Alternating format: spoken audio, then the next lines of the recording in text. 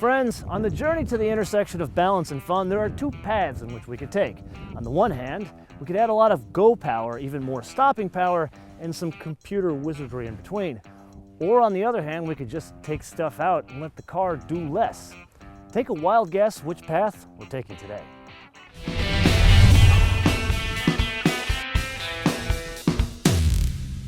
So MotoMan wouldn't give us the car back. He's left me here to explain the roller skate here to you. This is a naked MX-5 if you take away the body. He wanted me to talk about the engine a little bit.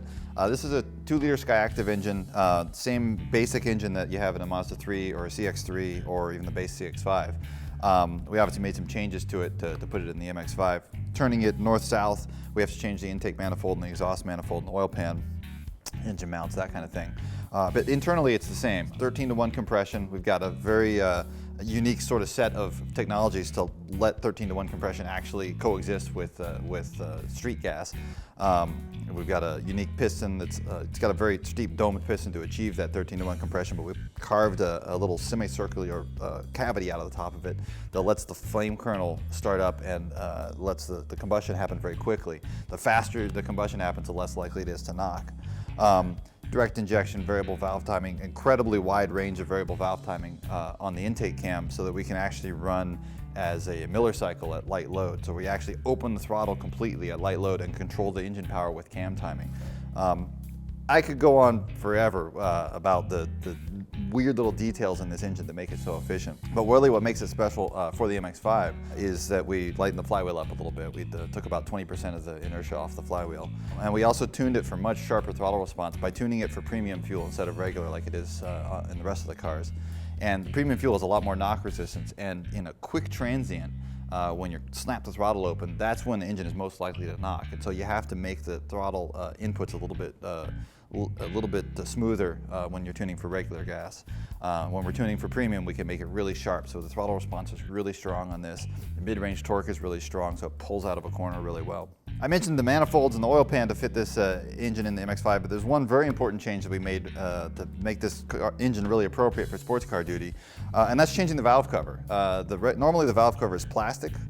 We figure when you open the hood on a sports car, you don't want to see a piece of Tupperware. So we actually made a new valve cover that's slightly heavier and slightly more expensive to make, simply so it would look right when you open the hood of a sports car. Wait a minute, what's that number again?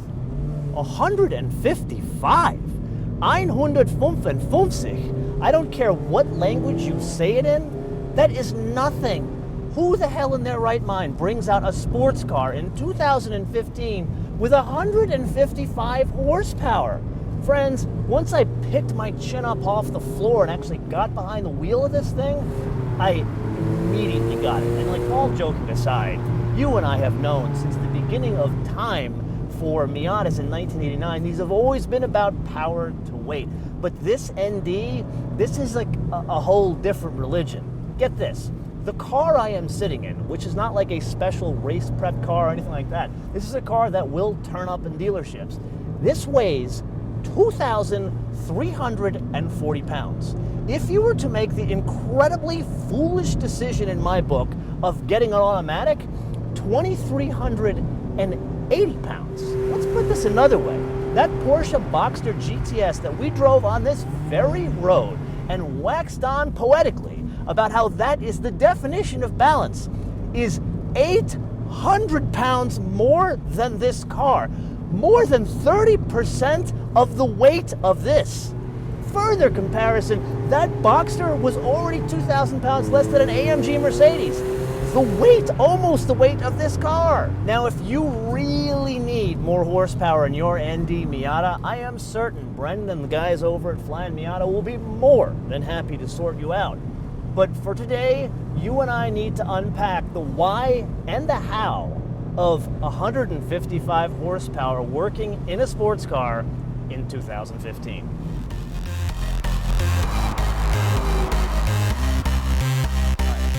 One of the little magic ingredients to make a less powerful, lighter weight car feel so strong and so responsive is this power plant frame here. This aluminum truss that connects the transmission and diff. This has been on every Miata since the first generation, and every rear-wheel drive car that Mazda's made since we came up with this on the first Miata. And what this is doing is this is allowing us to sharpen the throttle response in the car. When you are kind of getting on and off the throttle, those quick transitions are loading and unloading the engine mounts and the transmission mounts and the diff mounts. And the diff mounts, the trickiest one, because the diff is putting all this torque into the rear wheels, and the reaction is lifting the nose of the diff here. And so if you just have a rubber mount there, it's having to hold the nose of that diff down. And you can make a really stiff mount to hold that down, but then of course you have all these gear noises transmitted into the car. So you have to make them soft, and then you have this rubbery drivetrain. By connecting the transmission and diff with this pretty rigid frame, we're then holding the nose of the diff down with the entire weight of the engine. So that's much easier for us to hold things in place. We take all of those torque reactions and cancel them out. And now we're able to tune a much sharper throttle response without having all that wind up. And direct response, both in the throttle and the steering, is really what makes the car fun to drive and what gives you confidence when you're driving the car. The same thing's kind of going on in the steering. We really work to make sure that the steering response is very linear. The car does exactly what you expect it to do. And this complicated multi-link rear suspension here is part of that key. We've got two different kinds of sort of passive steering that go on in this rear suspension. One is called compliant steer. We've got all these rubber bushings, and they're all tuned differently. And the way they comply when you put a side load on the tire can cause the tire to toe in or to toe out. And then we also have a kinematic steer. So when the suspension goes up and down through its travel, as the suspension compresses, does it steer it in or steer it out? What we've done with the previous car, we had two opposing steering forces going on. We would have a compliance toe out. So when you first put a side load on the tire, it would toe out a little bit and kind of throw the car into the corner, and then it would roll and toe in and stabilize the car. They made the car very nimble, but it was a little bit unsettling for some people. So what we did to make this more predictable, the compliance steer toes in a little bit, and then as the body rolls, it toes in a little bit more. They're both very subtle, but it makes the car behave very linearly, and it gives you a lot of rear grip that you can really feel like you can count on, you can rely on as you go into that corner. And then we tune it so it has a really neutral balance through the middle of the corner. But having that really linear response as you turn the wheel really gives you a lot of confidence and makes it possible to enjoy the car to its limit.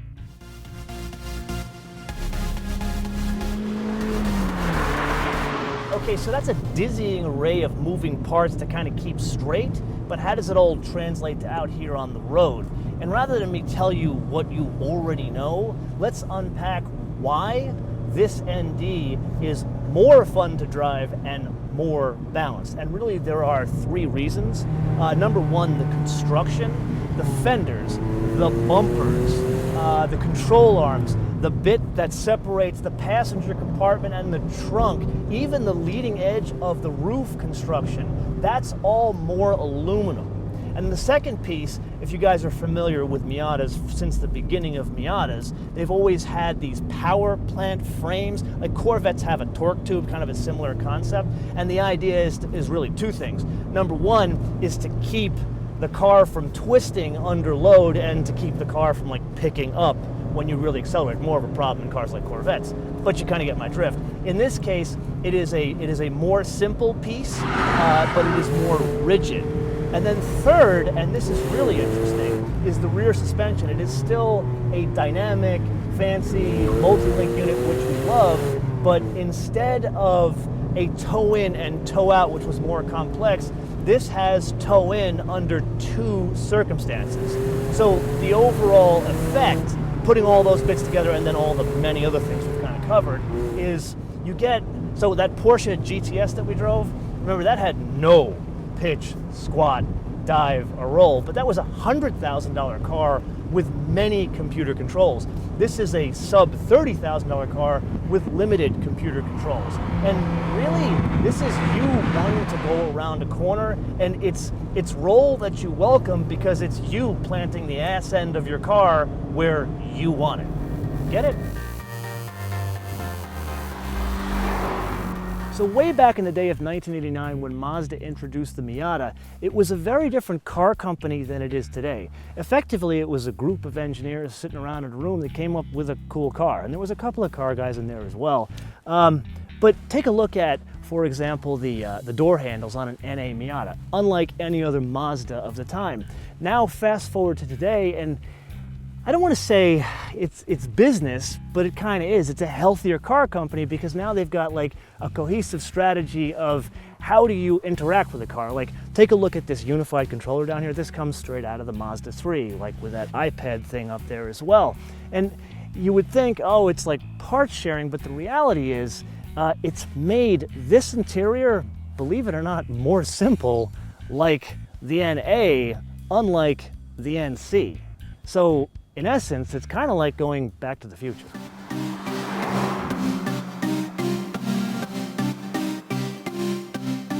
Okay, so I will admit we are driving one of the most important new cars in recent years, and we are doing so in top secret Moto Canyon. Let's just say this is an incredibly good day at the office, but we still have to talk about the interior.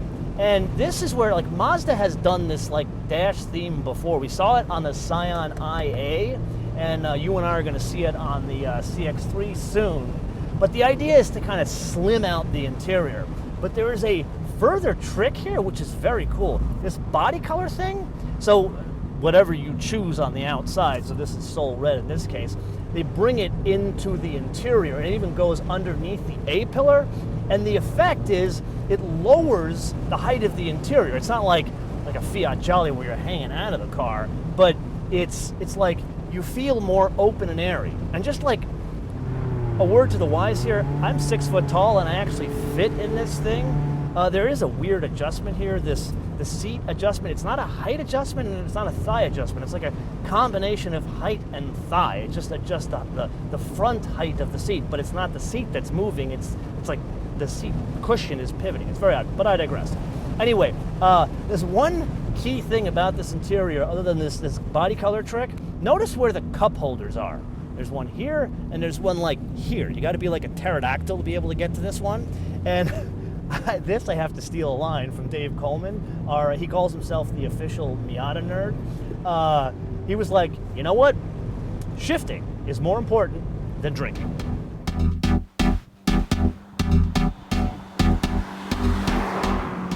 And now for the MG test. Step 1, plant your ass in the driver's seat. Step 2, release the top. Notice, before we go to the next step, the window goes down and that is not an electric top. Step 3, bring the top up. Step 4, lock the top into place. Now before we get to step 5, we actually have to put the window back up. And then step 5, continue on your way. Okay, so we've been rambling on big time about this car, but let's set the table on some perspective here. This ND is both smaller and lighter and less horsepower than the NC it replaces. But now I want to give you a quiz. If I were to describe the following car, what is it? 1.6 liter engine, 116 horsepower, 100 pound-feet of torque, 2,116 pounds, and 0 to 60 in a fire-breathing 9 seconds.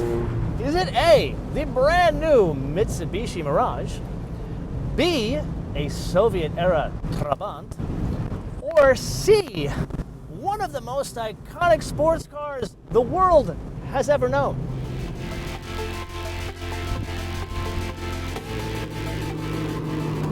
Now, the car we've been driving in this film thus far is not the biggest, baddest Miata out there. This is kind of the middle-of-the-road model. This is the Club Sport, but it is the one you and I want because it has upgrades, mechanical upgrades for car guys. Number 1, the suspension. It's got Bilstein dampers. Number 2, it's got these strut tower braces here, so if you're gonna track the car. Then there's some aero mods, like you got the air dam in the front, the side skirts, a spoiler in the back, and some other bits there. Then they try to dress it up for you. They've got these black mirror caps, but really, this car here, the one we're looking at, serial number ending 664, there is something fitted to this car, and we're not going to play the options game here because you can only get 2 options, and it's got both. This one, the biggest option, is the BBS wheels. It's a package with the Brembo front brake rotors. Oh, and by the way, only comes with a manual transmission.